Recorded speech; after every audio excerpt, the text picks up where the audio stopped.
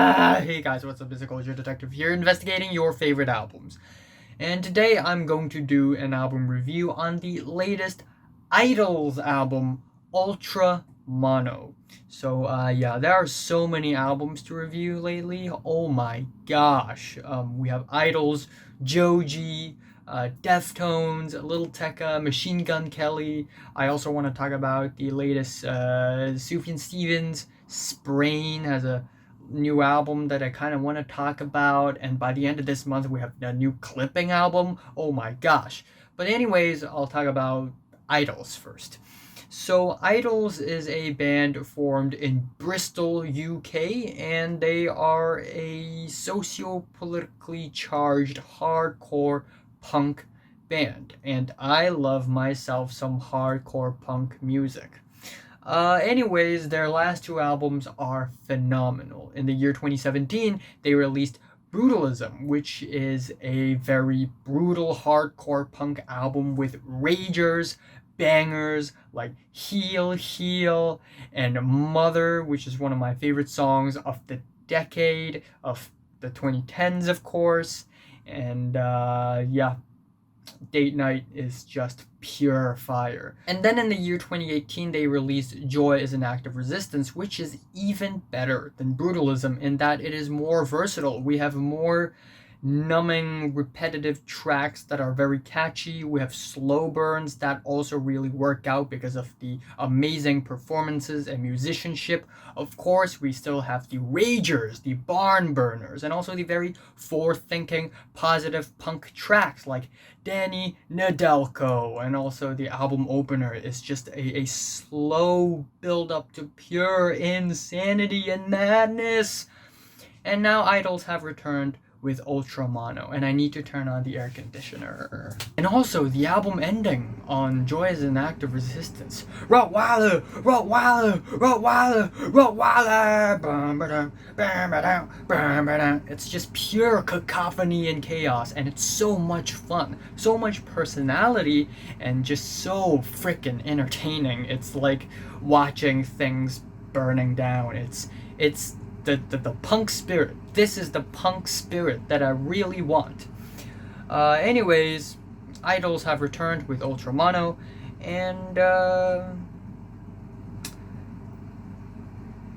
it's alright, I guess. It's a little bit disappointing. This time, pretty much every single track, other than a hymn, sounds exactly the same. Yes, it's very consistent. It's very sonically and thematically consistent in that every single track is a very straightforward, hardcore, punk, screamer, rager. Yeah, that's pretty much every single track.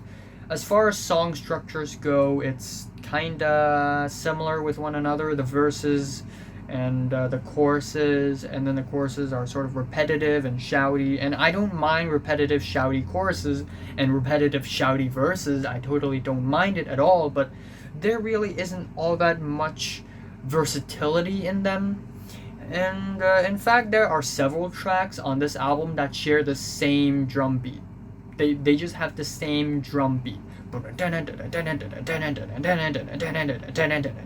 So as a result, this album just feels kinda more stale, bland, and a little bit more lackluster than their previous two albums, in my opinion. Now, there are still quite a number of tracks on this album that I personally enjoy quite a bit, like the album opener War. While I didn't quite like it in the beginning because it's nowhere near the fiery rager of Heal, or nowhere near as insane or as aggravating as Colossus, which is the album opener for their last album. But it's still a really exciting, energetic opening where Joe Talbot, the frontman of Idols, mouth these sounds: "Tuk, tuk, tuk, tuk, tuka." That's the sound of a drum button pushing. Bam, bam, bam, bam. And these wailing guitars, these explosions of peppy drums with crazy drum fills. It's actually really exciting and sets the tone for the record really well. The second track is Grounds, and it's I like the production of the track quite a bit, actually. I like the pulsating electronic synths that sound kind of futuristic, the very organic booming drums, but musically it really doesn't do anything for me. It's kind of, they just kind of play safe on this track, really. And also, I like the lyrical idea of, being strength in strength in numbers. Let's group together and fight for the same cause. I really like that, but lyrically, it doesn't really wow me all that much with the I am I, unify. Anyways, the third track, Mr. Motivator, is easily my favorite track on the entire album, and also one of my favorite singles of the entire year as well. I love these smoky, flamey guitars, and once again, similar to Danny Nedelko, this track is a very positive and forward-thinking punk track with a loud, soaring chorus. Let's seize the day, all hold hands, chase the pricks away. And yeah, it's really fun to sing along to. It's huge, it's bold, it's arena-sized, it's freaking catchy, it's dense and layered in instrumentals, and even though, yes, it sounds like we have heard a similar Idol song in the past, this thing still slaps really hard, and I absolutely love it. However, the album continues its nosedive from this point. We have the track Anxiety, where the band still plays kind of safe. The flow and the chord progression of this track is just kind of run-of-the-mill and by the numbers in Idol standards, and this track reminds me of 1049 Gotho. I really love 1049 Gotho, which is a track off of Brutalism, and this one just sounds like a reinvention of that track, but less exciting, I guess. And then we have the track Kill Them With Kindness, and the lyrics are, of course, about killing your oppressors with kindness. And it's a pretty regular, clunky punk track with this simple piano intro. And yeah, again, musically, it doesn't wow me at all. It's still very by the numbers. Anyways, we have the track Model Village, which is a really fun track with cheeky performances, peppy, jumpy drum beats and guitars, and instrumentally, it's another highlight on the entire album. And we also have the track Rains, which I love quite a bit. Again, lyrically, it doesn't blow me away or anything, but I actually kind of like the production of Rains, the buzzy, pulsating keyboards of the track, the waves of distortion and the saxophones being hidden on this track is really nice. Also, the fiery guitar chords really get your hips moving. But yeah, the rest of the album is just kinda just okay. We have Ne Touche Pas Moi, which is a track against catcalling. It's a rager against catcalling, and the drum beat is very basic in my opinion, and the chorus is kind of lacking as well. Consent, consent, consent, and they just shout consent over and over again. And then we have the track Carcinogenic, which is actually not bad, even though, again, the guitars and the drums, they play safe.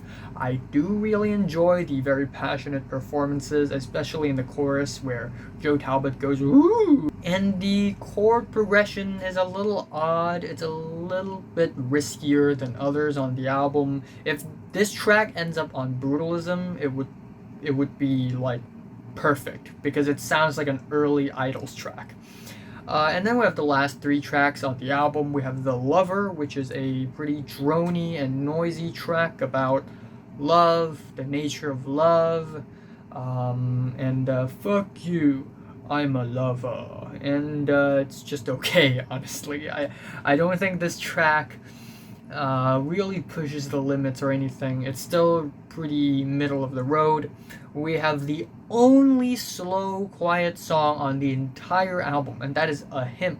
And this track kind of drags on, in my opinion. It just kind of drags on. The first half of the track is pretty much just build up, and the build up doesn't really entice me or anything. The instrumentals are really raw, and this track is essentially about wanting love when you're very, very lonely, which is something that I should really, really relate to, because I'm one of the loneliest person ever in the world.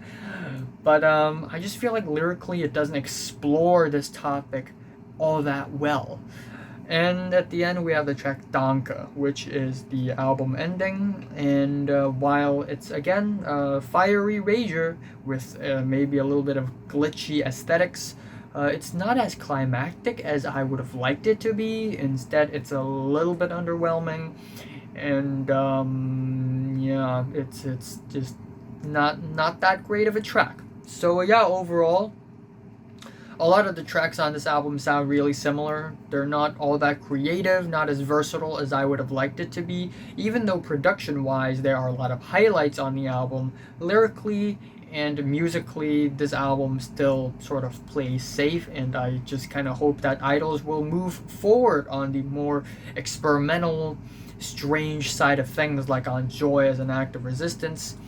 That being said, I still like a good bit of this album, and not a single track on this album really disgusts me or anything, just kinda underwhelming. So yeah, my favorite track on the entire album is Mr.Motivator, and my least favorite is probably Ne Touche Pas Moi, or Danke. I am giving Idols Ultra Mono a decent 6 out of 10. So, we have listened to the latest Idols album from 1 to 10. How much did you rate it? Like it, and subscribe if you want more. And thanks for watching. I will be reviewing Joji's Nectar tomorrow, and then Lil Tecca and Machine Gun Kelly together in one review because they're both shit.